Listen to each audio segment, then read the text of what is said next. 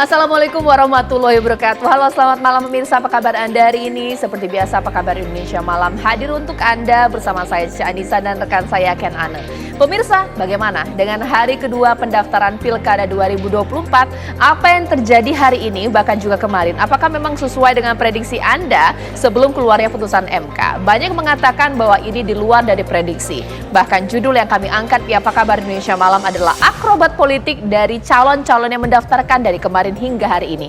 Akankah ada kejutan yang terjadi esok? Jawabannya di Apa Kabar Indonesia Malam. Kalau Ken ada apa? Ya, tentunya melengkapi apa yang akan dibahas oleh Caca Anissa dan juga sejumlah narasumber malam hari ini, kami juga akan mengajak Anda untuk terus memperbarui bagaimana kemudian dinamika dalam pendaftaran calon kepala daerah di Pilkada di sejumlah wilayah tentunya. Dan yang menarik, di Provinsi Jawa Timur, akankah Tri Risma hari ini dari PDIP akan maju bersaing dalam kontestasi Pilkada pemilihan Gubernur Jawa Timur melawan Khofifah Indar Parawansa? Selengkapnya kami hadirkan untuk Anda pemirsa di Apa Kabar Indonesia Malam.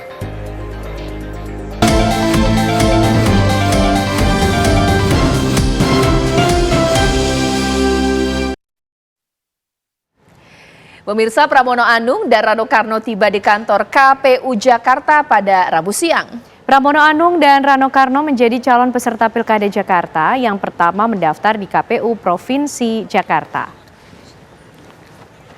Pramono Anung dan Rano Karno tiba di gedung Komisi Pemilihan Umum KPU Provinsi Jakarta dengan oplet sekitar pukul 11.05 waktu Indonesia Barat. Ratusan orang menyambut kedatangan Pramono dan Rano Karno yang mengenakan pakaian adat Betawi. Keduanya didampingi sejumlah pengurus DPP PDI Perjuangan, diantaranya Ketua DPP Eriko Sotarduga dan Basuki Cahayapurnama, Ahok dan Tri Risma hari ini. Kesenian khas Betawi Tanjidor dan ondel-ondel mengiringi kedatangan Pramono Anung dan Rano Karno yang berjalan kaki menuju pintu masuk KPU Provinsi Jakarta. Pramono Anung, Rano Karno mengucapkan rasa syukurnya atas proses pendaftaran yang berjalan dengan lancar.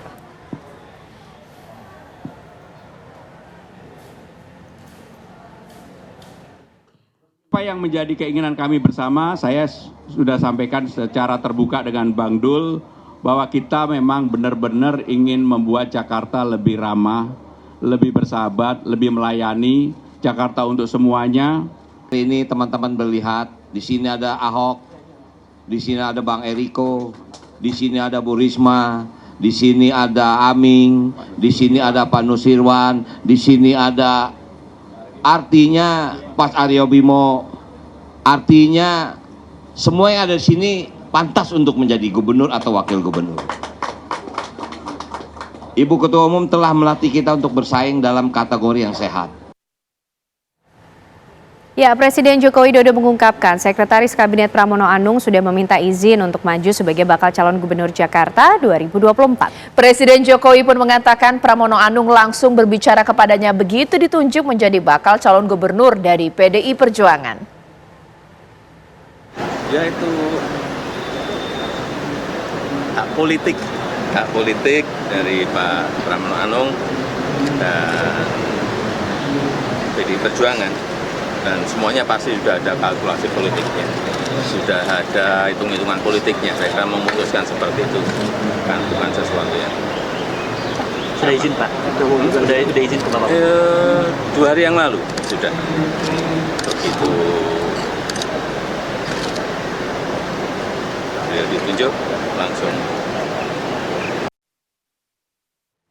Sementara itu, pasangan Ridwan Kamil Suswono mendaftarkan diri ke KPU Jakarta sebagai bakal calon gubernur dan bakal calon wakil gubernur Jakarta. Ridwan Kamil menyatakan dirinya dan Suswono membawa politik yang mempersatukan. Bakal pasangan calon gubernur Jakarta dan wakil gubernur Jakarta Ridwan Kamil Suswono mendaftar ke KPU Jakarta di kawasan Salemba Raya, Jakarta Pusat. Sejumlah pengurus partai dan massa pendukung mengiringi Ridwan Kamil Suswono dengan musik Betawi dan ondel-ondel. Atraksi barongsai juga mengiringi kedua paslon. Usai pendaftaran, Ridwan Kamil menyatakan dirinya dan Suswono sebagai pasangan ridho. Ridwan Kamil dan Suswono menyatakan akan menata ulang Jakarta setelah tak lagi menjadi ibu kota. Bakal pasangan calon yang tampak juga datang. Dan pihak KPU DKI ini melakukan prosesi penyambutan dengan mengalungkan selendang akan segera berjalan. Kami menyampaikan juga nama pasangan kami adalah Ridho, ya, singkatan dari Ridwan Suswono, bukan Rawon, mohon izin. Semata-mata kami sangat berharap ada ridho Allah Subhanahu wa Ta'ala dalam niat baik kami membangun bangsa ini melalui demokrasi dan kerja-kerja untuk kemajuan Indonesia dan khususnya Jakarta. Kami akan mendefinisikan Jakarta baru ini dengan partisipatif. Semua yang mencintai Jakarta, kami ingin dengar aspirasinya untuk dijadikan sama-sama sebuah rencana cetak biru masa depan Jakarta, dari Jakarta baru menuju Jakarta maju, kira-kira begitu, ya. Ya, lalu bagaimana situasi di hari kedua pendaftaran? Langsung saja kita tanyakan kepada reporter kami Agam Rizky dari KPU Jakarta. Agam, silakan dengan laporannya. Ya, baik Caca, Ken, dan juga pemirsa, di hari kedua pendaftaran calon gubernur dan wakil gubernur DKI Jakarta, hari ini KPU Jakarta telah menerima 2 calon gubernur dan wakil gubernur, yaitu Pramono Anung bersama dengan Rano Karno dan juga Ridwan Kamil bersama dengan Suswono. Tadi pada pukul 11, Pramono Anung dan juga Rano Karno ini hadir di KPU DKI Jakarta, di mana memang dari proses perjalanannya ini diawali dari titik RSCM menggunakan outlet menuju ke KPU Jakarta. Kemudian disusul oleh pasangan Ridwan Kamil dan juga Suswono yang hadir pada pukul 13.50 waktu Indonesia Barat. Dan dari informasi yang kami dapat, esok hari, di hari terakhir pendaftaran calon gubernur dan wakil gubernur DKI Jakarta, pasangan Darmakun ini dari Independen akan mendaftarkan dirinya di KPU Jakarta pada pukul 19 waktu Indonesia Barat. Dan memang di hari terakhir esok pendaftaran ini akan dibuka pada pukul 8 hingga pukul 23.59 waktu Indonesia Barat.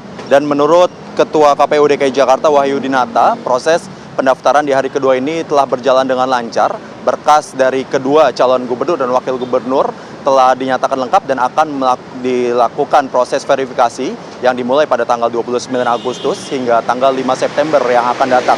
Kemudian dari calon gubernur dan wakil gubernur DKI Jakarta ini juga akan melakukan proses tes kesehatan pada tanggal 30, 31 hingga tanggal 1 September mendatang di RSUD Tarakan, Jakarta Pusat.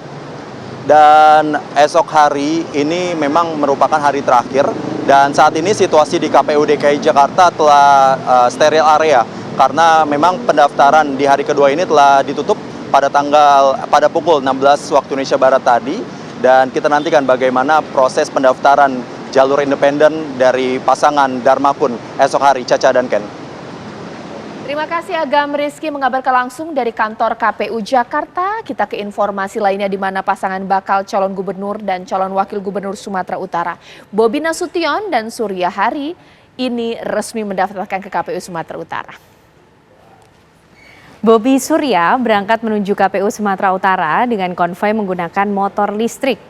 Bobi terlihat membonceng istrinya, Kahiyang Ayu. Setibanya di kantor KPU, Bobi yang mengenakan kaos biru putih bertuliskan Bobi Surya disambut oleh para pendukungnya yang telah menunggu. Bobi Surya kemudian masuk ke kantor KPU Sumut untuk menyerahkan berkas pendaftaran. Pasangan Bobi Surya diusung oleh 10 partai politik. 9 diantaranya merupakan parpol pemilik kursi di DPRD Sumut, yaitu Partai Gerindra, Golkar, PKB, Nasdem, PAN, Demokrat, PKS, P3, dan Perindo.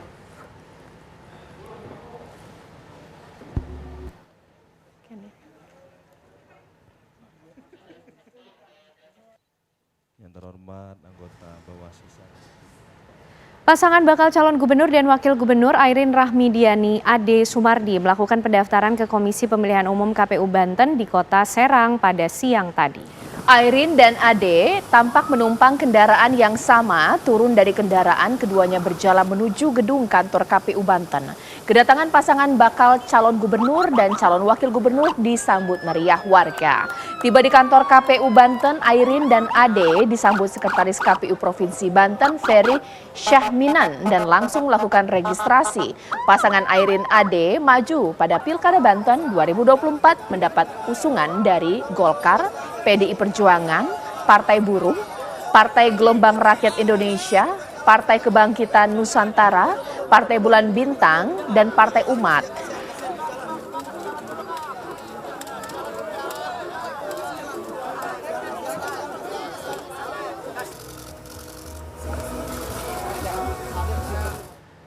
Ya pemirsa, pasangan bakal calon gubernur Jawa Tengah Ahmad Lutfi dan juga Taci Yassin mendaftarkan diri ke KPU daerah Jawa Tengah Rabu pagi.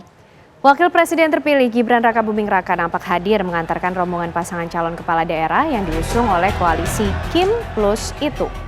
Arak-arakan warga mengiringi rombongan Ahmad Lutfi dan Taci Yassin yang menaiki mobil hias dari posko pemenangan di Jalan DI Panjaitan, Kota Semarang.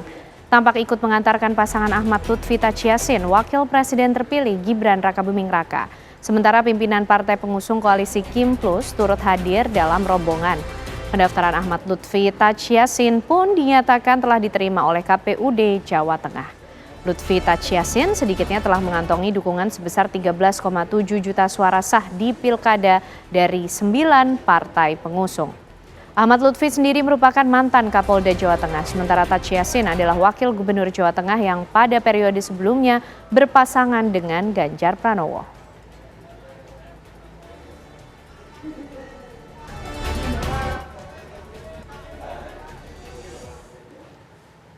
Ya, dari Jawa Timur pemirsa, Khofifah Indar Parawansa dan Emil Elistianto Dardak resmi mendaftar sebagai calon gubernur dan calon wakil gubernur Jawa Timur. Ribuan relawan dan kirab budaya mengantarkan pasangan Khofifah Emil menuju kantor KPU Jawa Timur.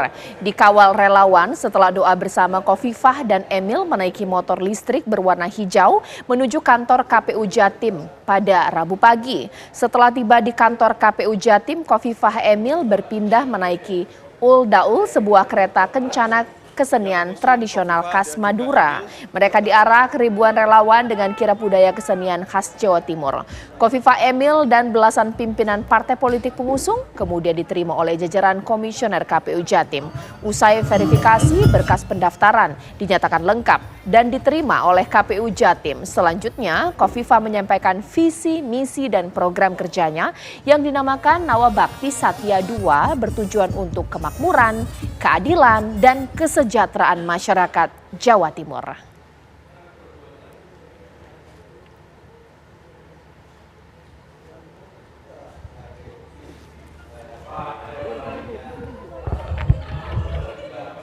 Ya, kami ajak Anda pemirsa untuk bergabung dengan rekan kami Goldi Gumilang langsung dari Surabaya, Jawa Timur. Selamat malam Goldi, bagaimana sampai sejauh ini informasi terbaru dari proses pendaftaran untuk Pilkada di Jawa Timur?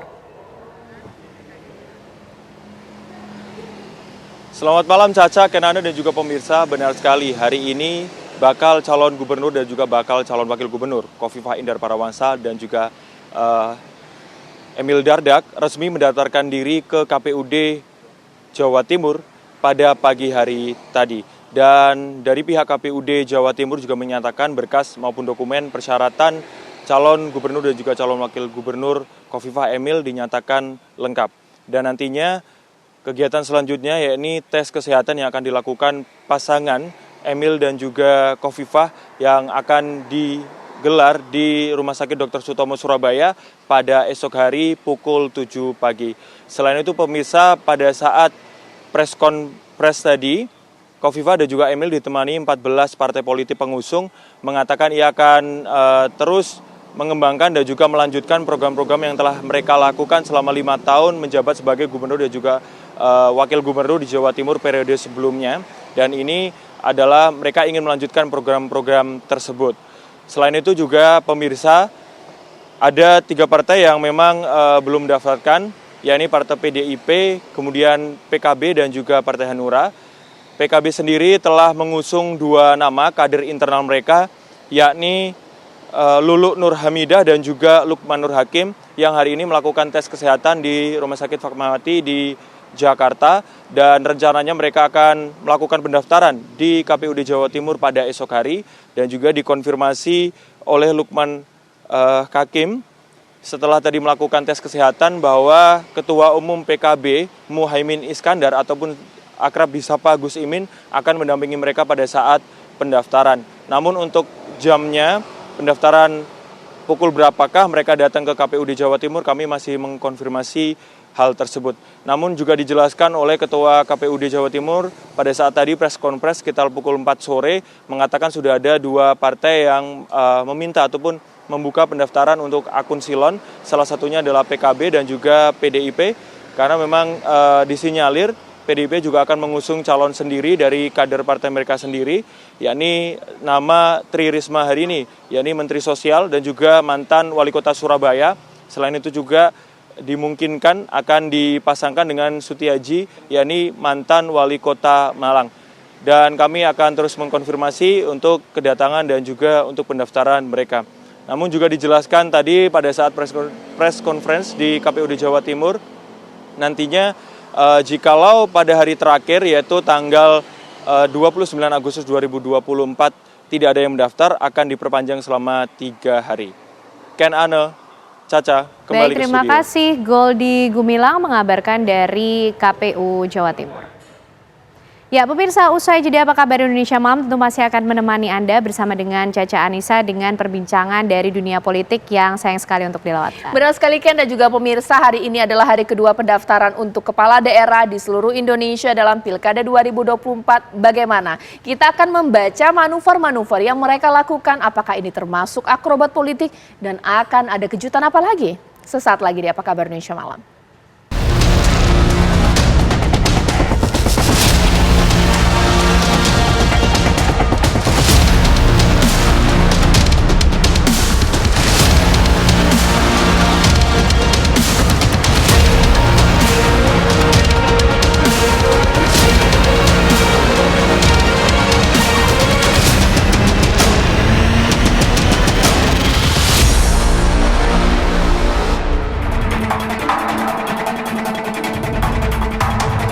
Hari ini, Rabu 28 Agustus 2024 merupakan hari kedua masa pendaftaran bakal calon kepala daerah yang akan berlaga di Pilkada 2024. Sejumlah tokoh di berbagai daerah berbondong-bondong mendatangi kantor KPU setempat untuk mendaftarkan diri. Di Medan, Sumatera Utara, pasangan Bobi Nasution Surya mendaftarkan diri ke KPU Sumatera Utara. Di Banten, pasangan Airin Ade Sumardi mendatangi KPU Banten untuk mendaftarkan diri. Di Jakarta, 2 pasang calon kompak mendaftarkan diri di hari kedua. Diawali dengan pasangan Pramono Anung Rano Karno yang diusung PDIP, kemudian disusul oleh Ridwan Kamil Suswono yang diusung Koalisi Indonesia Maju Plus. Sementara di Jawa Tengah, pasangan Ahmad Lutfi Taj Yasin diantar Gibran, wakil presiden terpilih, untuk mendaftarkan diri ke KPU Jawa Tengah. Di Jawa Timur, tampak Khofifah dan Emil Dardak mendatangi KPU Jawa Timur untuk mendaftarkan diri. Kejutan demi kejutan juga terjadi di hari kedua pendaftaran bakal calon kepala daerah ini. Di Tangerang Selatan, Banten, politisi Gerindra Ahmad Riza Patria malah mengundurkan diri dari kontestasi pilkada. Hingga sejumlah partai yang dahulu mendukungnya beralih dukungan ke Benyamin Daphni dan Pilar Saga Iksan. Namun, hingga hari kedua ini tak tampak pergerakan Anies Baswedan yang sempat digadang-gadang akan maju ke pemilihan gubernur Jakarta bersama PDIP. Akankah pintu untuk Anies maju ke pemilihan gubernur Jakarta telah tertutup? Seperti apa PDIP menyiapkan jagoannya untuk berlaga di Pilkada Jawa Barat serta Jawa Timur?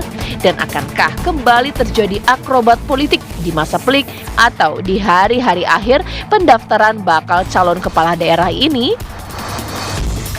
Tim TV One mengabarkan.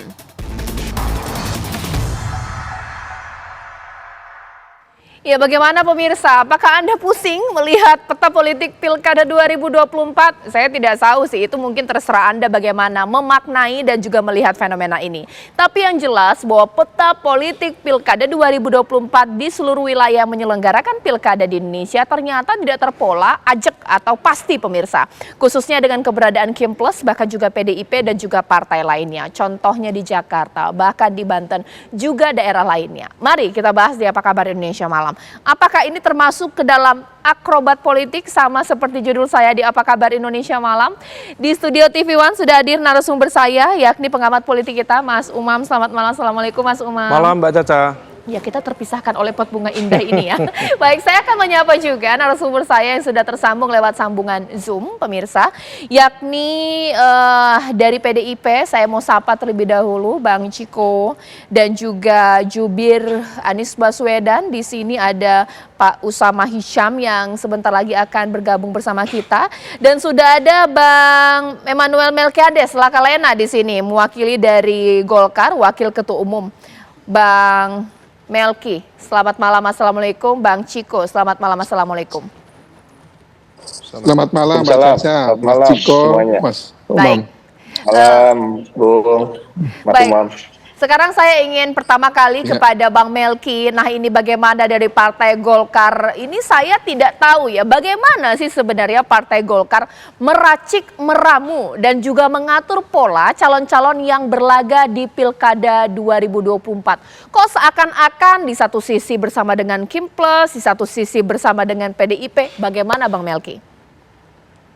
Ya, pertama begini Mbak Caca.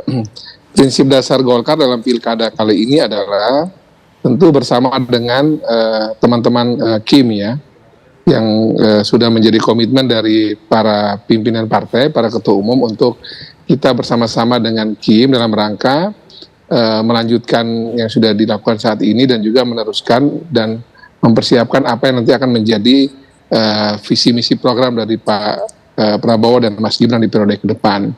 Dan tentu juga kita juga tidak bisa menghindari bahwa di 1-2 tempat juga di luar teman-teman Kim juga tentu ada juga dinamika lokal yang juga pasti akan terjadi, dan biasanya kami akan menyampaikan dengan para pimpinan Kim yang lain dan tentu akan mencari musyawarah mufakat dalam konteks demikian. Dan tentunya juga kalau kita lihat pasca putusan MK kemarin, saya pikir semua partai politik menyadari bahwa perlu ada perubahan skenario atau perubahan cara dalam menyikapi pasangan calon yang akan ditampilkan, dan tentu semua partai termasuk Partai Golkar menyesuaikan diri dengan keputusan Mahkamah Konstitusi yang juga membutuhkan penyesuaian di lapangan. Tapi prinsipnya adalah kami ingin agar keberlanjutan pembangunan yang sudah dilakukan dengan baik di periode Pak Jokowi dan akan dilanjutkan oleh Pak Prabowo dan Mas Gibran ini bisa dipastikan juga diteruskan juga di lapangan oleh para calon-calon kepala daerah di provinsi maupun kabupaten kota di seluruh Indonesia gitu. Baik, bagaimana kalau Bang Ciko melihatnya ini pasca putusan MK, pada akhirnya PDIP unjuk gigi ya, atau unjuk kemampuan untuk mencalonkan calonnya di Pilkada 2024, tapi kita juga bingung. Ini untuk Jakarta ini di luar prediksi nama Pak Pramono bersama dengan Rano Karno, bagaimana Bang Ciko? Jadi gini, pertama saya jawab dulu terkait PDI Perjuangan termasuk yang diuntungkan dalam karena putusan MK kemarin. Namun kalau kita mau jujur, putusan MK ini menguntungkan banyak partai, menguntungkan juga masyarakat, karena masyarakat kembali mendapatkan haknya untuk bisa memilih dari sekian banyak calon, dan tidak hanya 1-2 calon, bahkan cuma hanya 1 calon yang kadang-kadang dipaksakan hanya untuk menutup kemungkinan calon-calon lain maju. Nah, harapan kami sejak awal memang untuk bisa mengusung kader sendiri sebagai partai kader, itu yang utama. Sebagai partai yang ideologis tentunya bagi kami penting, bagi sesama kader dan juga non-kader, tetapi yang memiliki visi, misi, dan kesepakatan yang sama terkait garis perjuangan dan ideologi. Nah, ini bersambung dan ada hubungannya terkait dengan bagaimana kami akhirnya memutuskan untuk mengusung Mas Pramono Anung dan Rano Karno. Tentu sejak awal di internal kami lah yang kami prioritaskan. Ketika itu bahkan Pak Anies Baswedan kan masih didukung oleh beberapa partai politik yang kemudian meninggalkan yang bersangkutan. Jadi kadang-kadang ada pembicaraan seakan-akan PDI Perjuangan meninggalkan Mas Anies. Oh, itu saya rasa nggak benar, karena Mas Anies memang belum pernah bersama kita, dan walaupun ada keputusan MK, kemudian namanya mencuat sehingga bisa masuk dalam nominasi, tetapi utamanya sejak awal PDI Perjuangan berusaha untuk mengutamakan kadernya untuk maju. Dan pada akhirnya memang Ibu Mega mempunyai pertimbangan-pertimbangan sendiri, dan akhirnya memutuskan untuk mendukung Mas Pram dan Bung Rano Karno, yang menurut kami ini adalah utamanya dipikirkan kenapa mereka yang dipilih, yang utama dipikirkan oleh Ibu Mega adalah rakyat Jakarta, karena keduanya memang mempunyai pengalaman yang luar biasa, rekam jejak yang baik, pengalaman-pengalaman di legislatif maupun eksekutif. Kita tahu Mas Pram 4 kali terpilih sebagai anggota DPR RI, pernah jadi pimpinan DPR dan juga sekretaris kabinet sekarang. Begitu juga Rano Karno yang dikenal sebagai seniman, namun banyak yang tidak mengetahui bahwa sebagai kepala daerah beliau pernah jadi wakil bupati, wakil gubernur untuk masa yang tidak terlalu lama memang, dan sekarang anggota DPR RI. Jadi bagi warga Jakarta saya rasa ini suatu kemenangan juga, bahwa akan ada pilihan-pilihan yang memang mumpuni dan cakap dalam pemerintahan dan administrasi serta manajerial, dan semoga saja pasangan kami yang akan dipilih. Oke, Mas Umam, boleh dong dikomentari. Nah, ini keputusan yang tepat tidak sih dari dua partai politik ini dalam menentukan pihak atau mungkin calon yang akan berlaga di Pilkada 2024? Kita bahas Jakarta dulu ya. Iya, Jakarta dulu. Ya. Baik. Secara general, Mbak Caca, masing-masing partai itu berorientasi pada apa yang disebut oleh Bentham sebagai kemanfaatan maksimal. Jadi maximal utility. Nah, itu seringkali kemudian ditentukan oleh banyak faktor, mulai dari faktor pertimbangan cukup rasional, yang tidak rasional, termasuk juga hal-hal yang sifatnya incidental influence, atau hal-hal yang sifatnya betul-betul ditentukan oleh current emotion, dinamika apa yang terjadi di dalam partai. Nah, semua itu dalam konteks Jakarta misalnya, tampaknya memang yang dilakukan oleh PDIP cukup clear, yaitu mengutamakan kader partai. Tetapi hal itu juga bisa dibaca sebagai bagian dari upaya negosiasi, karena pasca dinamika di MK kemarin dan terjadi gerakan yang kemudian melakukan hantaman terhadap pemerintah dan menjadi ujian bagi iman politik Kim, apakah solid atau tidak solid, tampaknya dan juga menurut informasi spekulatif sudah ada deal-deal politik di mana kemudian Kim diberikan ruang, diberikan kesempatan untuk tetap memberikan komitmen menjaga apa yang disampaikan oleh MK, tapi di saat yang sama konon informasi spekulatifnya PDIP berkomitmen juga tidak mengusung Anies Baswedan. Itu dilakukan informasinya sekitar Kamis siang atau Kamis sore. Meskipun di esok harinya Bu Mega memberikan ruang, Mas Anies juga bertandang ke DPD di PDIP, tetapi terlepas dari semua itu, ya ini adalah bagian dari ekspresi kalkulasi politik yang paling rasional bagi PDIP untuk berhadapan-hadapan dengan kekuatan besar Kim Plus di Jakarta. Oke, nanti dijawablah Mas Ciko, benar tidak sih ada perjanjian di bawah meja antara PDIP dan juga Kim Plus tidak akan mengusung Anies Baswedan di Pilkada 2024? Sesaat lagi. Ya, sekarang saya sudah bersama dengan Mas Semi sebagai juru bicara Pak Anies Baswedan. Mas Semi, tadi di segmen berikutnya sempat ada informasi, ya pasti sudah tahu lah Mas Semi ya, bahwa ada kesepakatan yang kemudian dibuat sedemikian rupa supaya Pak Anies tidak maju, bahkan ada kesepakatan PDIP tidak mengusung Pak Anies. Itu benar nggak sih? Ada kesepakatan itu ya? Wah, saya nggak lihat. Kalau bener jahat berarti namanya. Tapi kayak kita nggak ngeliat ke sana sih. Yang kita lihat memang ini sebatas dinamika di dalam partai politik, terutama PDI Perjuangan, dan kami sangat menghormati keputusan yang diambil oleh PDI Perjuangan, karena itu memang menjadi wewenangnya PDI Perjuangan untuk bisa mengambil keputusan itu. Oke. Kami di sini, Pak Anies maju nggak sih? Daftar nggak besok? Kita nggak tahu, karena kan waktunya masih sampai tanggal 29 nih, waktunya belum habis kesempatannya. Karena dinamika politik hari ini, terutama di DKI Jakarta ini kan luar biasa perkembangannya. Mulai kalau kita lihat dari hari Senin yang lalu, ada 12 partai mendukung Pak Ridwan Kamil misalnya. Terus hari Selasanya tiba-tiba ada keputusan MK keluar. Hari Rabunya ada putusan dari DPR untuk merevisi putusan MK. Hari Kamisnya ada aksi besar-besaran untuk menjaga konstitusi dan putusan MK. Terus perubahannya setiap hari selalu ada. Dan menurut saya izinkan kami untuk bisa memilih untuk optimis dengan waktu 24 jam ke depan bahwa bisa jadi keputusan-keputusan ke depan yang ada atau kegiatan-kegiatan yang ada bisa membuat Mas Anies bisa tetap berlayar. Tapi masih ada jalan nggak sih? Masih ada kendaraan tidak sih? Mengingat kemarin sempat digadang-gadang bersama dengan PDIP, kan nggak jadi. Pakai kader sendiri PDIP. Nah itu makanya ke depan kan kita nggak tahu kondisi seperti apa. Kalau jalannya nggak ada, mungkin ada yang membuatkan jalan, kita kan juga nggak tahu. Tapi yang jelas kita tetap memilih untuk optimis dan bisa berlayar ke depan. Mas Ciko, Bang Ciko, sebenarnya apa sih alasan PDIP tidak memasangkan diri kader PDIP dengan Pak Anies Baswedan? Karena ada informasi yang berkembang ini. Sudah santer ya kita terdengar bahwa ada kesepakatan untuk tidak mengusung Anies dari PDIP. Ini bagaimana? Saya rasa itu bukan karakter dari partai kami. Ibu, kalau bisa ditekan-tekan atau bisa dipaksa-paksa membuat kesepakatan yang tidak sesuai dengan apa yang sudah kita canangkan sebagai variabel sebagai ukuran untuk orang atau calon wakil kepala daerah. Jadi pada prinsipnya apa yang menjadi pertimbangan kita tentu pertama adalah ideologi. Kita tidak mengatakan bahwa kemudian Pak Anies jauh dari ideologi kita. Secara pribadi saya rasa kita mengetahui Pak Anies adalah orang yang Pancasilais tentunya dan menjunjung tinggi kebinekaan.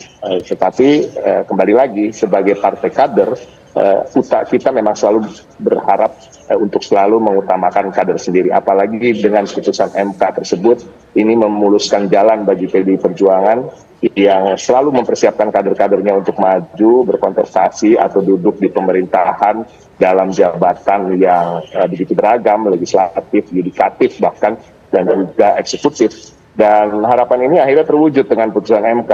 Jadi, walaupun memang sampai di titik akhir nama Pak Anies masih masuk dalam nominasi. Dan jangan salah, Pak Anies cukup populer di kalangan fungsionaris dan juga di arus bawah PDI Perjuangan.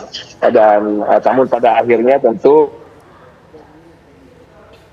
dengar dan keputusan ada di tangan Ibu Megawati Soekarno Putri yang pada akhirnya semua yang berbeda pendapat yang mempunyai dalam tanda kutip jagoannya masing-masing, bukan hanya Pak Anies ya, termasuk di internal pun cukup keras. Juga yang menginginkan mendukung Pak Ahok misalnya. Dan ini kan juga menarik sebenarnya lebih untuk dibahas gitu. Apakah kami meninggalkan Pak Anies, lalu apa yang terjadi dengan Pak Ahok, apakah bukannya beliau ditinggalkan juga? Tapi kan tidak begitu ya. Ada pertimbangan-pertimbangan yang saya rasa untuk kali ini saya berbeda pendapat dengan Mas Umar. Padahal Pak Anies udah pakai baju merah loh, Bang Ciko, tapi nggak jadi ya. Ya itu biasa. Dalam politik, Usama tadi sudah menyampaikan juga. Saya mengapresiasi apa yang disampaikan oleh Usama bahwa dia menghargai putusan dari PDI Perjuangan yang tentunya mempunyai kedaulatan. Political sovereignty gitu, kalau itu kata-kata yang saya pelajari dari Mas Umam gitu ya, kedaulatan partai politik yang akhir-akhir ini memang dicoba untuk tidak diperbolehkan dalam tanda kutip, tapi pada akhirnya suatu yang alami terjadi dan kedaulatan ini akhirnya muncul. Dan ini bukan hanya terjadi di PDI Perjuangan yang memang selama ini dikenal partai yang berdaulat, tapi partai-partai lain pun di KIM dan KIM Plus. Di beberapa daerah kita bisa lihat ada fenomena-fenomena yang menarik dan perubahan-perubahan dalam dukungan.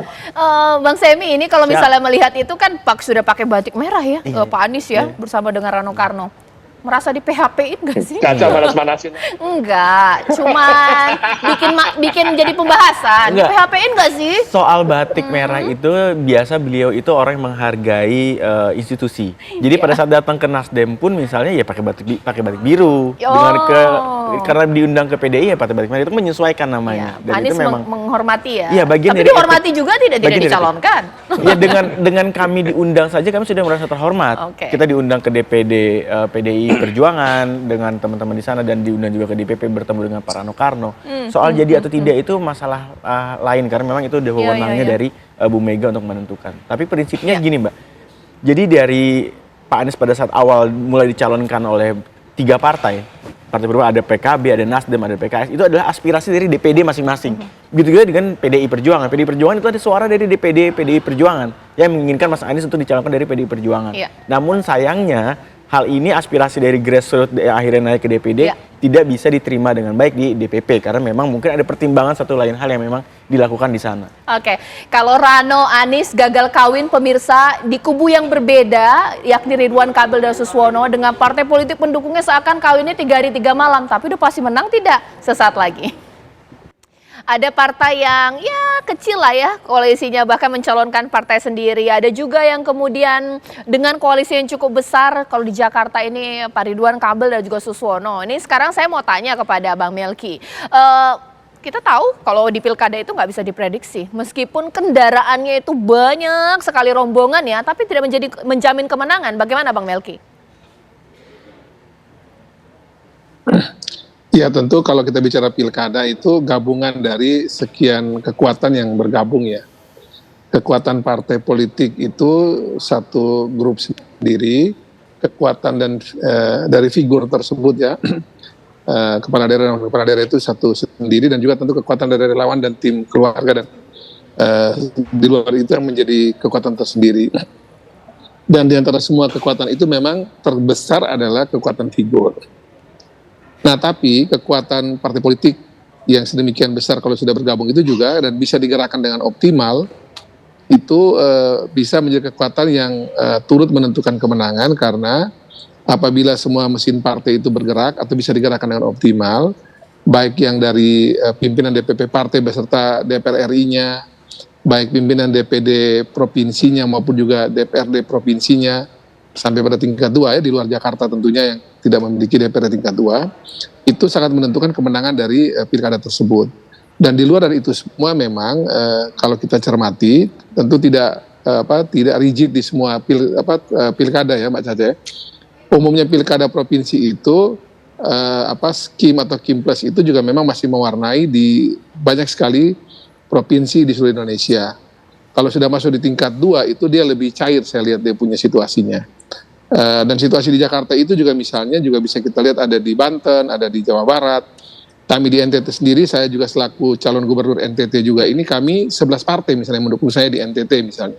Jadi memang relatif kalau kita bicara terkait dengan untuk pilkada gubernur itu relatif masih ada sambungan kuat ke KIM dan non-KIM, walaupun di sebagian tingkat provinsi juga agak cair ya. Seperti kita lihat Banten kemarin misalnya juga dengan pembicaraan yang dilakukan dengan baik, musyawarah mufakat, kemudian Bu Airin bisa kami usung kembali dari Partai Golkar misalnya di konteks Banten. Tapi juga saya lihat juga di banyak daerah juga dampak dari putusan MK ini juga terjadi. Tadi juga sudah Tiffan tadi sampaikan, Arisa Patria misalnya teman kami di Tangsel tiba-tiba memilih ada tugas lain misalnya. Jadi saya pikir nanti sampai dengan besok, saya setuju dengan semua teman-teman tadi, sampai dengan besok tanggal 29 Agustus ini baru kita bisa lihat kira-kira pemetaan secara nasional di provinsi maupun tingkat 2 Indonesia, bagaimana potret gambaran koalisi partai secara umum maupun juga beberapa yang bersifat berbeda, nanti bisa kita petakan dengan baik. Dan sekali lagi tetap kekuatan figur itu yang utama, tapi kekuatan koalisi partai itu juga ketika dia datang dengan koalisi besar dan bisa digerakkan dengan baik juga itu satu mesin tersendiri Mbak Caca untuk pemenangan pilkada. Mas Umam, komentarin dong, karena sini sudah ada Mas Semi ya. Sebenarnya diprediksi atau sesuai dengan prediksi Mas Umam, akan daftar nggak sih Pak Anies? Iya, kalau Mas Anies memang situasinya sekarang agak cukup dilematis. Karena dalam satu sisi potensi itu sebenarnya bisa dimanfaatkan oleh PDIP. Kalau misalnya tadi disampaikan oleh Mas Ciko, tidak ada kalkulasi, tidak ada kesepakatan dan sebagainya, ya sebagai bagian dari gerbong besar partai tentu itu adalah sebuah ekspresi kedaulatan partai. Tetapi uniknya putusan dari PDIP sendiri seolah kemudian tidak mendorong satu kekuatan yang memang memiliki potensi kemenangan lebih besar. Kalau misal kita cermati kapasitas elektoral, kita bicara elektoral, Pak Pramono Anung dengan Rano Karno misalnya, dalam konteks DKI Jakarta, oke lah Rano Karno memiliki ikatan bagian dulu pernah merepresentasikan kebetawian dalam ruang perfilman, tetapi Pak Pramono sendiri tidak memiliki satu basis akar sosial yang cukup kuat dalam konteks DKI Jakarta. Nah, kalau misal kemudian kita bicara tentang konteks potensi kemenangan, harusnya PDIP berhitung, harusnya Anies, karena gabungan ya antara Anies dengan PDIP itu bisa menyatukan dua kekuatan besar. Karena dalam satu sisi kelompok PDIP misalnya punya basis di Jakarta Utara, kemudian Jakarta Barat, dan merepresentasikan kekuatan nasionalis. Mas Anies selama ini distereotip lebih dekat dengan kekuatan Islam, khususnya misalnya kelompok kanan Islam konservatif. Meskipun basisnya juga memiliki irisan yang sama dengan PKS, Jakarta Timur, Jakarta Selatan, Jakarta Pusat. Artinya kalau misal kemudian Anies diusung oleh PDIP, itu bisa menciptakan split ticket voting yang cukup signifikan di basis kekuatannya PKS. Dan ini bisa menjadi gabungan yang luar biasa. Pertanyaannya, kenapa kemudian PDIP tidak memilih untuk potensi kemenangan yang lebih besar, tetapi memilih satu komposisi cagup-cawagup yang rasa-rasanya dari kekuatan elektoralnya tidak begitu signifikan. Artinya jangan-jangan ini kandidat yang dipersiapkan, ya yang penting maju, tetapi tidak ada target untuk menang. Mas Umam, kalau tadi Mas Umam mengatakan PDIP agak sedikit melakukan hal yang di luar pikiran kita secara logis ya, bahwa mencalonkan kader yang punya probability yang kurang bisa kita pikirkan untuk menang. Tapi kalau di Banten tidak, mereka mengusung Airin yang punya elektabilitas tinggi. Kenapa? Kalau misal kita cermati, ada beberapa wilayah yang memang tampaknya ini betul-betul didasarkan pada baku atur. Dan baku atur itu basisnya lebih cenderung pada hal yang sifatnya kawin paksa ya. Nah, karena memang ada dinamika di dalam, terutama di Banten, yang tampaknya kemarin dinamika internal itu hingga kemudian menciptakan ontran-ontran di salah satu elit kepemimpinan partai, yang kemudian begitu ada pukulan dari putusan MK, kemudian membuyarkan komposisi ini. Nah, tetapi kalau misal kemudian kita cermati di sisi yang lain misalnya, kenapa kemudian partai-partai seperti PKB di Jawa Timur memiliki kecenderungan serupa? PKB harusnya kalau misal orientasinya adalah kemenangan untuk berkontestasi di Pilgub Jawa Timur, PKB harusnya bersatu dengan PDIP. Itu pairnya cukup kuat. PKB punya golden ticket, PDIP juga cukup kuat. Tetapi kemudian seolah karena ada basis konflik antara PKB dengan gerbong besar PBNU yang direpresentasikan Bu Hovifah, akhirnya yang diusung adalah misalnya Mbak Lulu dengan Mas Lukman. Mbak Lulu sendiri sebagai cagup di Jawa Timur, dia memiliki basis kekuatan elektoralnya itu di Jawa Tengah, di Solo, bukan di Jawa Timur. Artinya ini ada pola yang mencoba untuk bermain-main dan niatnya bukan untuk menang, tetapi sekedar memberikan ruang gelap ini ya, gemerlap gembita gitu ya, untuk mempersilahkan kandidat yang tampaknya diberikan dukungan oleh kekuatan besar untuk menang di pilkada Bang Ciko, benar nggak sih bahwa ada beberapa di daerah yang kemudian PDIP memasangkan calon-calonnya bukan untuk menang, baku atur istilah seperti itu, tapi untuk wilayah tertentu memang pengen menang, yang diusung elektabilitasnya tinggi, Bang Ciko? Enggak juga, kalau kita tarik garis ke belakang ketika kami mencalonkan Pak Ganjar Pranowo di Jawa Tengah untuk pertama kalinya, angka surveinya itu di 8%. Begitu juga suatu waktu ketika Ridwan Kamil maju di Jawa Barat yang hampir juga didukung oleh PDI Perjuangan dengan angka survei yang begitu tinggi Ridwan Kamil saat itu, tapi akhirnya Ibu memutuskan untuk mengusung kader yang namanya Bang TB Hasanuddin yang elektabilitas maupun popularitasnya tidak terlalu tinggi dan cukup ada kemenangan di Pak Ganjar Pranowo tentunya, Kang TB kemudian tentunya kalah dan tidak dilantik sebagai gubernur. Jadi artinya semua ini ada hitung-hitungannya sendiri, dan jujur memang betul bagi PDI Perjuangan tidak selamanya yang kita utamakan adalah terkait dengan elektoral, tapi juga soal soliditas kader, soliditas arus bawah, soliditas para pemilih kita di pileg yang lalu, dan itu juga sangat penting. Dan ini akan terus menambah semangat dari partai, kan kita juga melihat hal yang sifatnya jangka panjang. Di tahun 2029 ketika soliditas itu dibangun sejak awal, menang atau kalah itu akan bertahan sampai 5 tahun ke depan dan akan menjadi semangat yang lebih bagi kader dan para fungsionaris untuk kembali memenangkan pemilu. Baik, nah sekarang saya mau tanya kepada Mas Semi, ini pasti sudah dapat lah ini ya, ada forwardan foto yang kemudian undangan terbuka Anies Baswedan menata Jakarta, partainya udah dimasuk-masukin nih, PKB, Partai Umat, Partai Buruh, Hanura, itu benar nggak? Itu belum bisa kami konfirmasi. Jadi memang itu sekedar sebaran di grup-grup WhatsApp. Jadi memang belum ada rencana ke sana. Tapi memang proses-proses yang kita lakukan saat ini untuk komunikasi tetap intens dengan beberapa partai itu sedang berjalan masih. Oke, nah ini yang nanti akan kita baca. Kenapa begitu sangat dirahasiakan manuver ini, bahkan pemirsa langkah yang dilakukan oleh Anies Baswedan? Karena apa? Takut nanti ada upaya pencegalan, takut di akhir-akhir partai politik tadi menarik dukungannya. Ini politik semuanya berjalan tidak pasti, pemirsa, sangat dinamis. Sesaat lagi. Ya, dalam selebaran yang kemudian dikirimkan via WhatsApp itu kan ada PKB ya. Bukannya hari ini PKB memberikan dukungan kepada Ridwan Kamil. Ini maksudnya apa sih? Apakah kemudian besok menarik dukungan ke Pak Anies? Bagaimana? Iya, kalau sebaran itu kan kita nggak tahu siapa yang menyebarkan dan siapa yang membuat. Jadi kami juga nggak bisa mengklarifikasi hal itu. Tapi yang pasti dari kami sendiri belum ada rencana untuk yang ada tertera di dalam poster itu. Tapi yang jadi perhatian kami hari ini adalah ya bahwa ada peluang dan izinkan kami untuk bisa tetap istiqomah dalam berjuang gitu loh, dalam waktu 24 jam ke depan ini. Oke, kalau Mas Umam sepertinya melihat ini bagaimana? Apakah ini hanya isu saja dibuat untuk mendorong Pak Anies untuk semangat ini mencari kendaraan politik, ataukah memang benar adanya? Ya, tampaknya masih ada upaya untuk menyempurnakan ikhtiar di detik-detik terakhir, praktis tinggal 24 jam, karena besok jam 10 penutupan di tanggal 29 di KPUD. Tetapi kalau misal kemudian PKB memiliki inisiatif untuk mencalonkan Mas Anies, maka ini akan menjadi sebuah uji nyali yang cukup serius bagi PKB.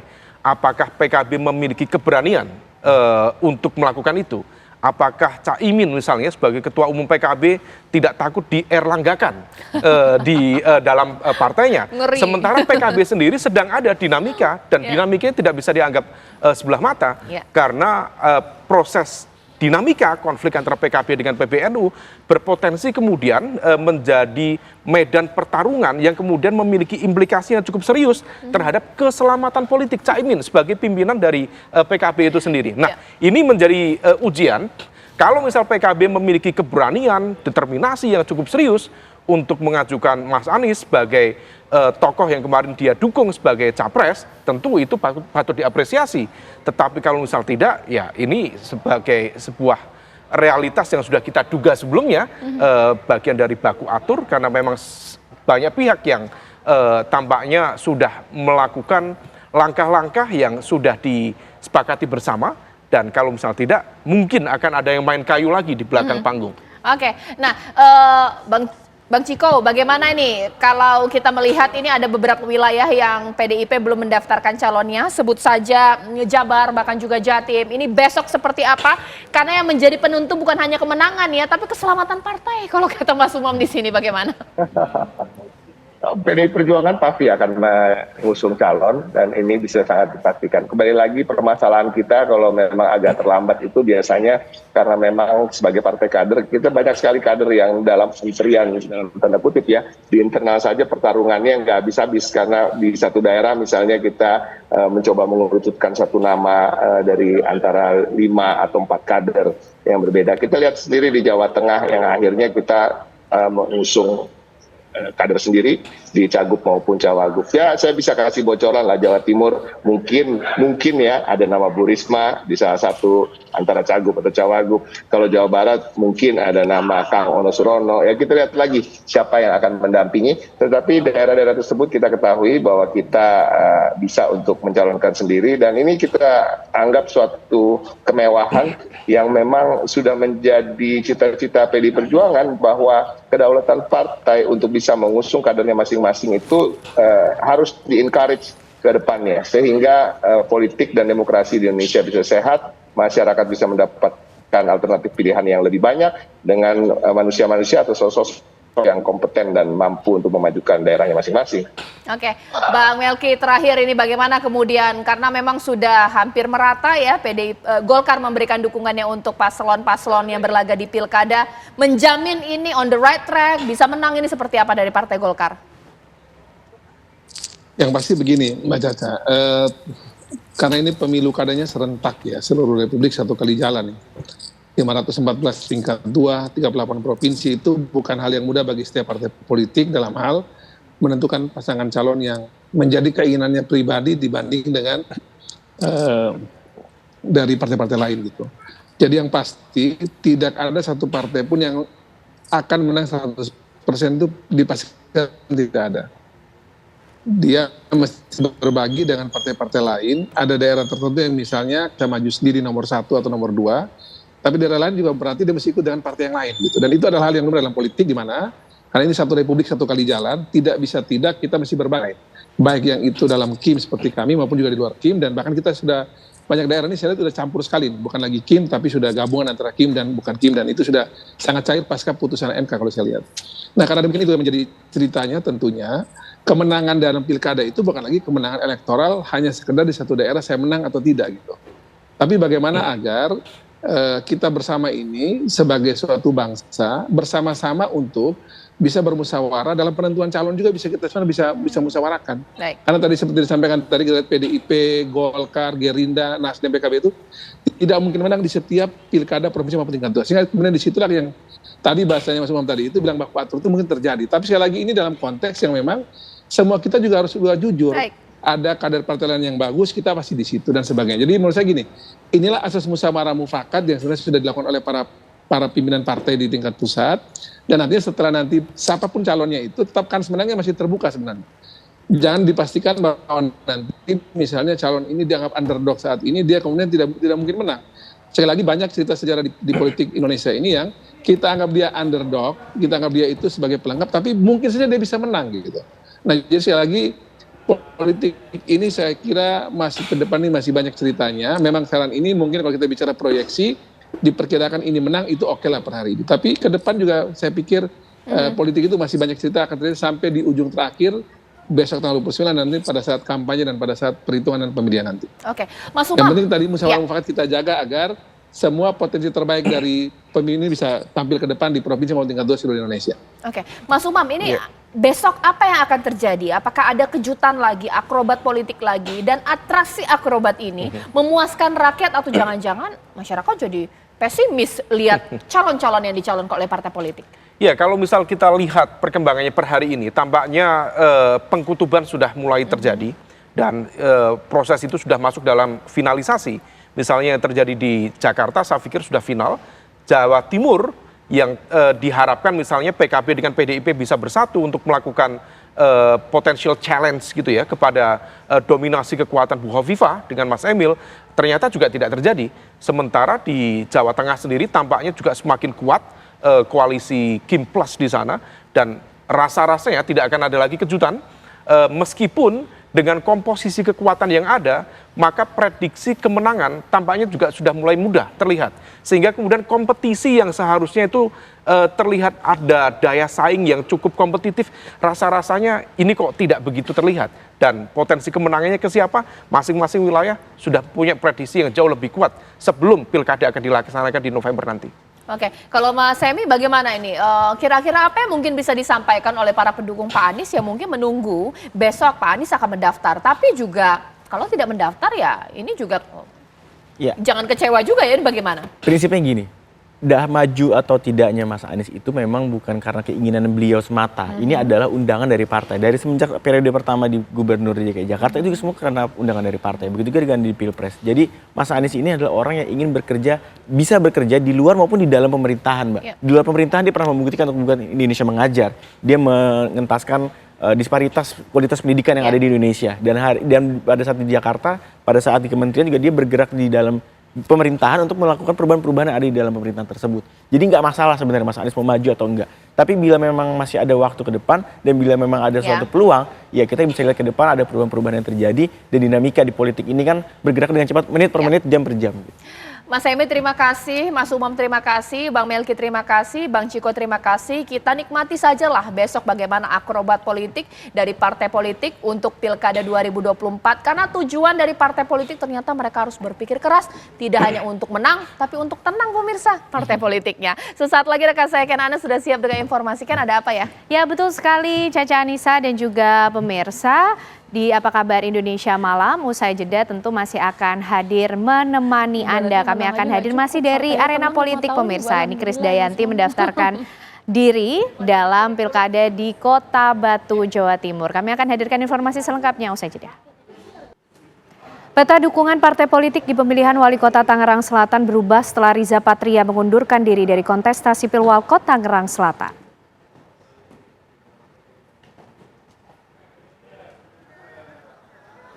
Mundurnya Riza Patria menjadi rezeki nomplok untuk pasangan Benyamin Davin dan Pilar Saga Ihsan.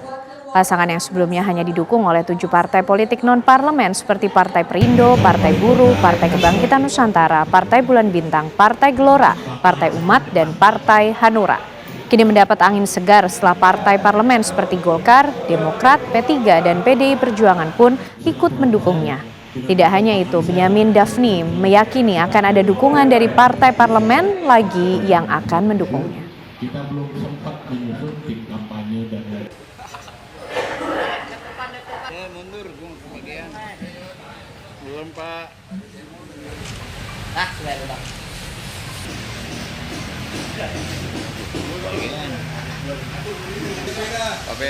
Jadi alhamdulillah ini nanti akan menjadi markas kelengkapan kami untuk pendaftaran ke KPU yang insya Allah akan dilaksanakan pada besok hari. Tentunya saya tadi sampaikan ke pengurus partai bahwa saya ucap sebagai pasangan bakal calon, saya ucapkan terima kasih atas kepercayaan ini dan ini akan menjadi modal semangat untuk berjuang meraih suara di masyarakat. Pasangan calon wali kota Batu dan wakil wali kota Batu, Krisdayanti dan Kresna Dewanata Prosak resmi mendaftar ke KPUD Kota Batu. Ratusan pendukung pasangan calon wali kota dan wakil wali kota Batu mengantarkan Krisdayanti dan Kresna Dewanata ke KPUD Kota Batu untuk mendaftarkan diri sebagai calon kontestan wali kota Batu. Keduanya didampingi Ketua DPC PDI Perjuangan Kota Batu, Punjul Santoso, yang juga mantan wakil kota Batu.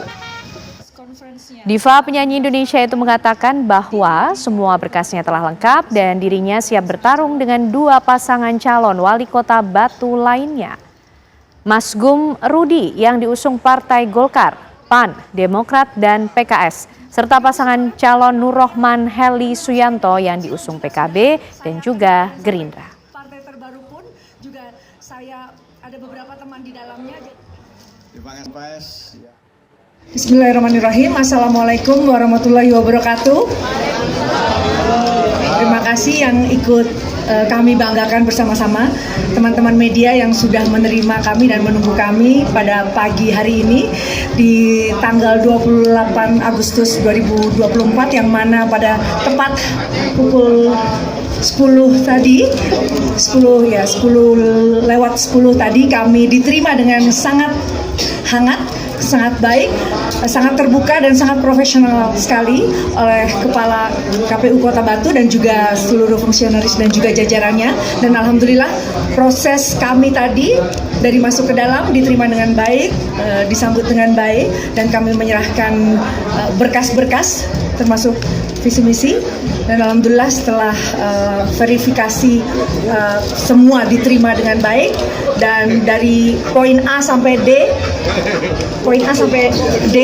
tadi kami dinyatakan lolos dan prosesi pendaftaran pasangan calon kepala daerah di Yogyakarta berlangsung unik. Calon wali kota dan wakil wali kota yang akan mendaftarkan diri ke KPUD dikawal seni tradisi dan prajurit bergodo Mataram. Hari kedua pendaftaran kepala daerah di kantor KPU Yogyakarta berlangsung meriah. Pasangan Afnan Singgih resmi menyuguhkan iring-iringan kesenian tradisional sepanjang jalan menuju ke kantor KPUD. Proses pendaftaran pasangan yang diusung oleh 8 partai politik ini berlangsung lancar sampai di kantor KPU Yogyakarta. Pasangan ini juga bertekad untuk membawa perubahan positif bagi kota Yogyakarta.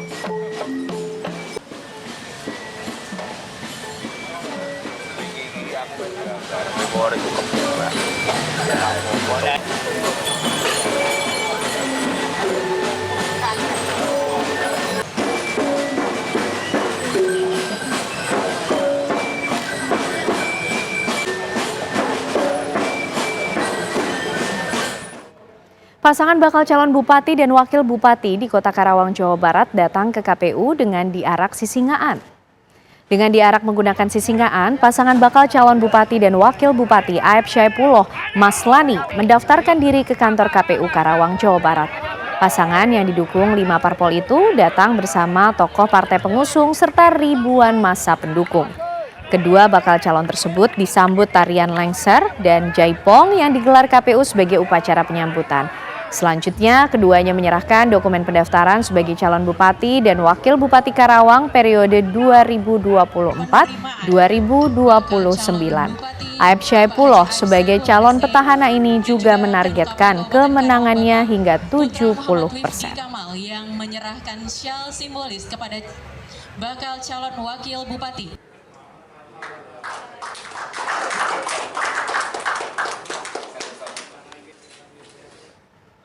Hari kedua pendaftaran calon wali kota dan wakil wali kota Tegal, Jawa Tengah, KPU setempat diwarnai dengan kemewahan kereta kencana yang dinaiki calon wali kota dan wakil wali kota yang mendaftarkan diri ke KPU Tegal.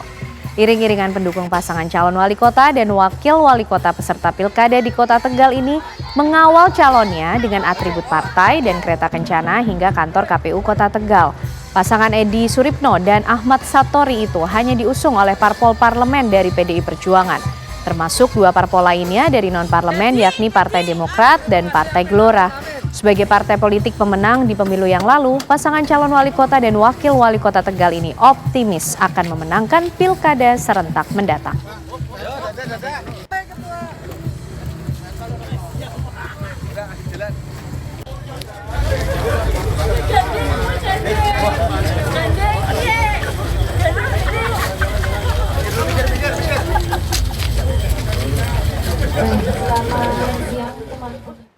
Pasangan bakal calon gubernur dan calon wakil gubernur Sumatera Utara, Bobi Nasution Surya, hari ini resmi mendaftarkan diri ke KPU Sumatera Utara. Bobi Surya berangkat menuju KPU Sumatera Utara dengan konvoi menggunakan motor listrik. Bobi terlihat membonceng istrinya, Kahiyang Ayu. Setibanya di kantor KPU, Bobi yang mengenakan kaos biru putih bertuliskan Bobi Surya disambut oleh para pendukungnya yang telah menunggu. Bobi Surya kemudian masuk ke kantor KPU Sumut untuk menyerahkan berkas pendaftaran. Pasangan Bobi Surya diusung oleh 10 partai politik. 9 diantaranya merupakan parpol pemilik kursi di DPR di Sumut, yaitu Partai Gerindra, Golkar, PKB, Nasdem, PAN, Demokrat, PKS, P3, dan juga Perindo.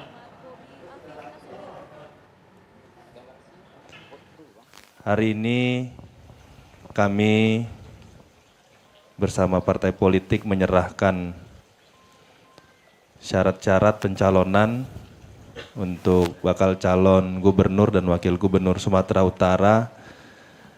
Kami di sini akan mengikuti seluruh tahapan yang sudah disampaikan, seluruh persyaratan yang sudah diberikan.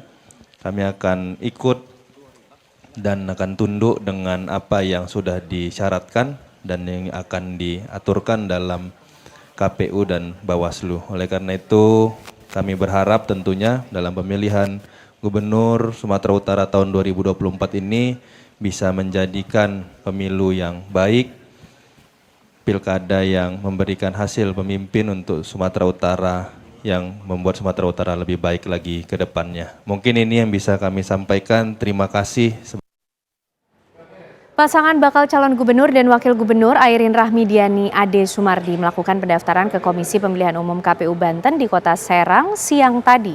Airin dan Ade tampak menumpang di mobil yang kemudian membawa mereka dalam perjalanan untuk mendaftarkan diri ke KPU Banten. Mereka ini turun dari kendaraan, berjalan menuju gedung KPU Banten, dan kedatangan pasangan ini disambut meriah oleh para pendukung juga warga sekitar. Tiba di kantor KPU Banten, Airin dan Ade disambut Sekretaris KPU Provinsi Banten, Ferry Syahminan, dan langsung melakukan registrasi. Pasangan Airin Ade maju di Pilkada Banten 2024 dengan mendapat usungan dari Partai Golkar, PDI Perjuangan, Partai Buruh, Partai Gelombang Rakyat Indonesia, Partai Kebangkitan Nusantara, Partai Bulan Bintang, dan Partai Umat.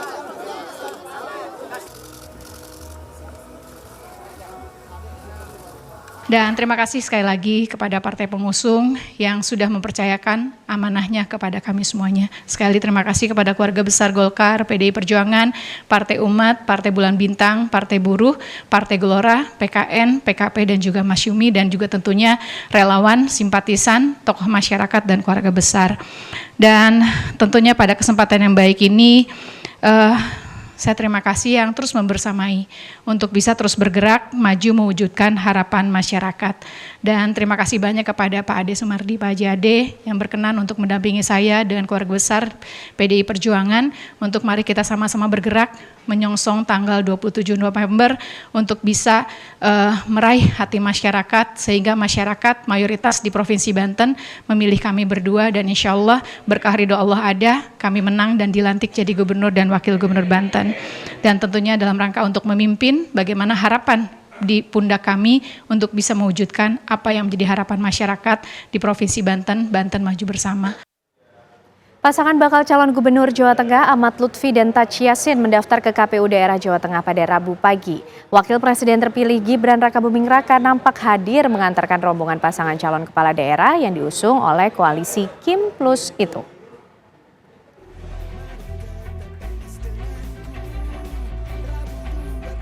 Ribuan warga Semarang tumpah ruah di Jalan Veteran kala pasangan bakal calon gubernur Jawa Tengah Ahmad Lutfi dan Taci Yassin mendaftar ke KPU daerah Jateng Rabu pagi. Massa mulai menyemut di KPUD Jateng sejak pukul 7 pagi. Arak-arakan warga pun mengiringi rombongan Ahmad Lutfi dan Taci Yassin yang menaiki mobil hias dari posko pemenangan di Jalan DI Panjaitan, Kota Semarang.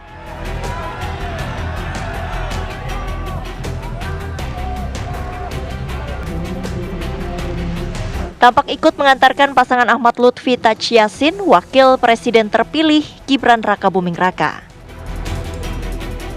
Sementara pimpinan partai pengusung koalisi Kim Plus turut hadir dalam rombongan. Pendaftaran Ahmad Lutfi Taci Yassin pun dinyatakan telah diterima oleh KPUD Jawa Tengah. Lutfi Taci Yassin sedikitnya telah mengantongi dukungan sebesar 13,7 juta suara sah di pilkada dari 9 partai pengusung. Hari ini tahapan pemilu baru dimulai dan kami telah diterima secara administratif di KPU yang nantinya akan dilanjutkan tahapan-tahapan yang lain. Tentunya saya hari ini juga sangat senang sekali apalagi kontestasi pemilu sudah akan dimulai. Saya hanya minta doa restu, semoga pelaksanaan kontestasi ini menjadi kontestasi yang sangat menyenangkan, karena sejatinya pesta demokrasi itu harus senang. Jadi pesta itu harus senang, harus ramai, siapapun pimpinannya adalah putra-putra terbaik Jawa Tengah 2024 membawa masyarakat canggih. Ahmad Lutfi sendiri merupakan mantan Kapolda Jawa Tengah, sementara Taci Yassin adalah Wakil Gubernur Jawa Tengah yang pada periode sebelumnya berpasangan dengan Ganjar Pranowo. Dari Semarang, Jawa Tengah, tim TV One mengabarkan. Kofifa Indar Parawansa dan Emil Elestianto Dardak resmi mendaftar sebagai calon gubernur dan calon wakil gubernur Jawa Timur. Ribuan relawan dan kirab budaya mengantar pasangan Kofifa Emil menuju kantor KPU Jawa Timur. Dikawal relawan, setelah doa bersama, Kofifah Emil menaiki motor listrik berwarna hijau menuju kantor KPU Jatim di Jalan Kendang Sari pada Rabu pagi. Setelah tiba di sekitar kantor KPU Jatim, Kofifah dan Emil lalu berpindah menaiki Uldaul, sebuah kereta kencana kesenian tradisional khas Madura, Jawa Timur. Mereka diarak ribuan relawan dengan kirab budaya kesenian khas Jawa Timur. Kofifah Emil dan belasan pimpinan partai politik pengusung kemudian diterima oleh jajaran komisioner KPU Jawa Timur. Usai diverifikasi, berkas pendaftaran Kofifah Emil dinyatakan lengkap dan diterima oleh KPU Jatim. Selanjutnya Kofifah menyampaikan visi misi dan program kerjanya yang dinamakan Nawabakti Satya II yang bertujuan untuk kemakmuran, keadilan, dan kesejahteraan masyarakat Jawa Timur. 9 program yang kita ingin baktikan untuk memuliakan masyarakat Jawa Timur. Ada perbedaan di dalam fokus. Kalau dulu di Tistas itu cerdas, berkualitas dan sehat berkualitas. Sekarang untuk fokus pada peningkatan kualitas SDM, maka Jatim cerdas dan Jatim sehat kita pisahkan. Nah, kemudian ada yang kita gabung, Jatim Berkah dan Jatim Amanah, kita gabung menjadi Jatim Berkah Amanah. Kemudian yang terkait dengan keberagaman di negeri ini, terutama di Jawa Timur, Saya sering menyebut Jawa Timur adalah center of gravity. Kalau Jawa Timur adalah center of gravity, maka apa yang terjadi di Jawa Timur memberikan resonansi ke seluruh negeri ini. Oleh karena itu, di Jawa Timur ini harus terbangun harmonious partnership. Ada Jatim Harmoni. Dan kemudian bagaimana kita memberikan support pada daya dukung alam, daya dukung lingkungan, maka kami di dalam visi misi itu kita berikan pada Jatim Lestari. Subianto memecahkan suasana peserta yang hadir di Kongres ketiga Partai Nasdem yang digelar di JCC Senayan, Jakarta. Presiden terpilih Prabowo Subianto mengungkapkan dirinya memiliki kedekatan dengan Ketua Umum Partai Nasdem. Wah, ini hebat. Tahu aja mana yang kuat gitu loh.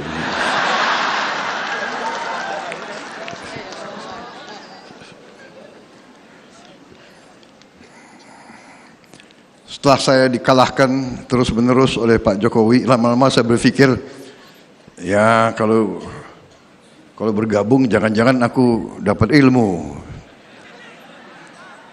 Dan demikian jadinya beliau ajak bergabung dan saya akhirnya menang deh.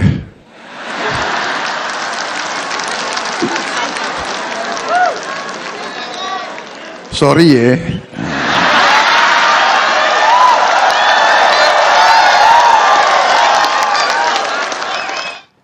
Sebuah mobil pengisian ATM BRI PT Beringin Gigantara dirampok di Padang Pariaman. Kami hadirkan informasi untuk Anda usai jeda.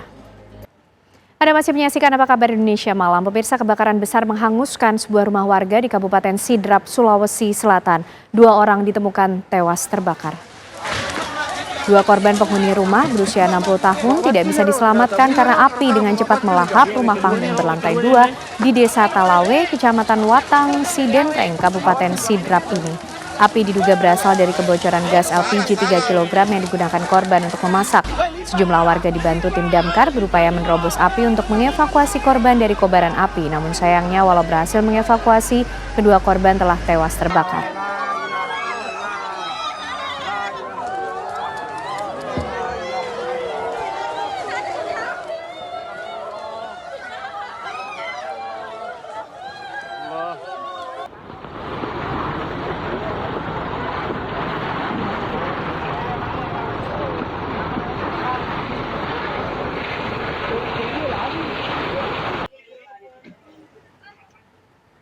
Diduga disebabkan korsleting listrik air conditioner, sebuah mobil jenis Elf ludes terbakar saat tengah dihidupkan di area perkantoran Taman Palem Mutiara, Cengkareng, Jakarta Barat. Sebelum sejumlah petugas keamanan dan karyawan perkantoran berusaha memadamkan kobaran api yang membakar mobil minibus Elf dengan menggunakan peralatan seadanya hingga petugas pemadam kebakaran tiba. Tak hanya meludeskan mobil minibus Elf, si jago merah juga menyambar ke mobil serta sepeda motor lainnya yang terparkir berdekatan. Tidak ada korban jiwa dalam insiden kebakaran ini.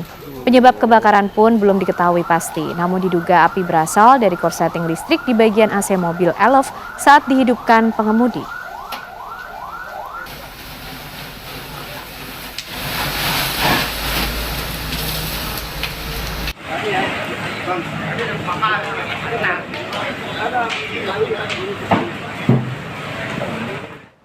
Sopir Jeep yang diduga dalam kondisi mabuk miras di Probolinggo, Jawa Timur menyeruduk pemotor yang tengah memboncengi istri dan anaknya.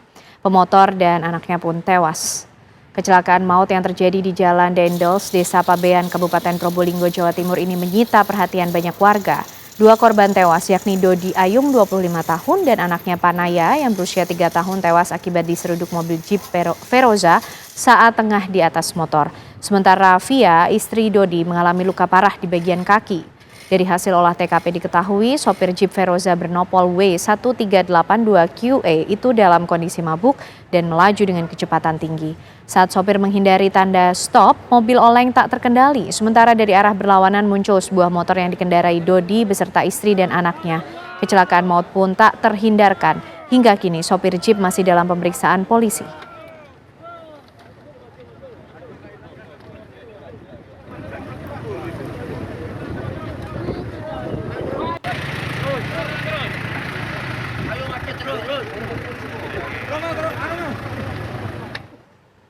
Aksi dua kawanan pencuri yang kepergok warga saat hendak mencuri motor milik salah satu anggota polisi di depan minimarket di kawasan Balong, Rangkas Bitung, Lebak.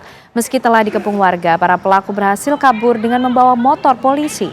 Inilah pemirsa detik-detik saat dua orang kawanan pelaku pencurian yang beraksi di depan minimarket yang berada di kawasan Balong, Kelurahan Muara Ciujung Timur, Kecamatan Rangkas Bitung, Lebak. Dengan menggunakan senjata tajam, para pelaku nekat melawan sejumlah warga. Kemudian pelaku berhasil kabur dan membawa satu unit kendaraan motor polisi. Sementara motor pelaku ditinggalkan. Menurut salah seorang warga, peristiwa itu terjadi pada pukul 9 pagi WIB.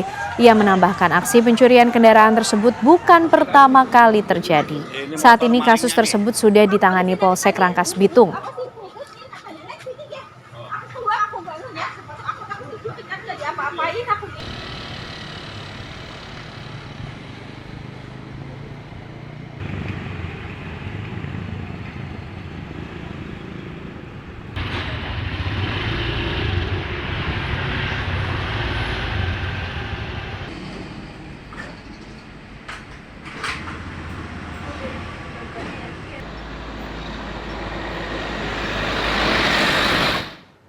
Sebuah mobil pengisian ATM BRI PT Beringin Gigantara dirampok di Padang Pariaman. Tim Opsnal gabungan berhasil menangkap 3 orang pelaku perampokan tersebut, di mana 2 diantaranya merupakan anggota kepolisian. Sebuah mobil pengisian ATM BRI PT Beringin Gigantara yang membawa uang sebesar 5,6 miliar rupiah dirampok di flyover Bandara Internasional Minangkabau, Kabupaten Padang Pariaman, Sumatera Barat. Awalnya mobil tersebut membawa uang dari Padang dan sudah sempat mengisi uang di 2 titik ATM di Jalan Kotip Sulaiman Padang dan Tabing. Namun dalam perjalanan, pengawal mobil ATM yang merupakan anggota kepolisian meminta untuk diantarkan ke rumahnya terlebih dahulu untuk mengantarkan barang. Namun di perjalanan mobil dirampok dengan ancaman senjata api. Kurang dari 24 jam jajaran tim Opsnal gabungan berhasil menangkap 3 pelaku perampokan. Ketiga pelaku berhasil ditangkap di kawasan Padang dan Padang Pariaman, Sumatera Barat. Diketahui 2 di antara pelaku perampokan merupakan anggota kepolisian. Saat ini seluruh pelaku masih diperiksa aparat berwajib dan tersangka serta barang bukti berupa 7 box berisi uang dan mobil yang digunakan perampok sudah diamankan di Mapolres Padang Pariaman.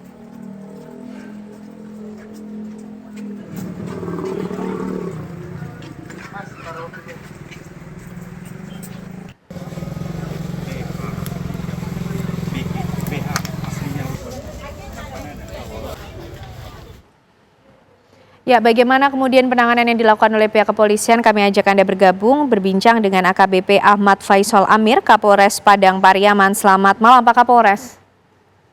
Assalamualaikum, selamat malam, ya, Waalaikumsalam. Mbak Kenana. Ya, Pak Kapolres, kami ingin mengkonfirmasi terlebih dahulu, 2 dari 3 orang pelaku betul merupakan oknum anggota polisi? Benar, kami sampaikan kepada pemirsa TV One bahwasanya hasil penyelidikan yang sudah dilakukan tim gabungan Opsnal dari Ditreskrim Polda Sumbar bergabung dengan tim Opsnal Padang Pariaman dan Polresta Padang ini menemukan bukti petunjuk yang memberikan satu sinyal bahwasanya salah satu handphone yang digunakan dari pelaku terdeteksi ini ada 2 keterlibatan oknum kepolisian dan 1 masyarakat.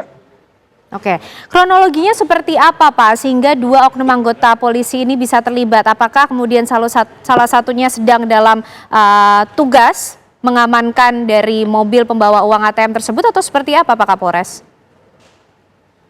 Perlu kami sampaikan bahwasanya kronologis yang terjadi ini pada hari Selasa dini hari jam 1 pada saat satu mobil milik vendor pengiriman ataupun jasa pengisian ATM dari Padang yang akan mengisi di daerah Padang Pariaman ini dihubungi oleh salah satu nomor yang tidak dikenal sehingga petugas yang melakukan pengamanan ini melacak dan tidak diketahui siapa pemilik.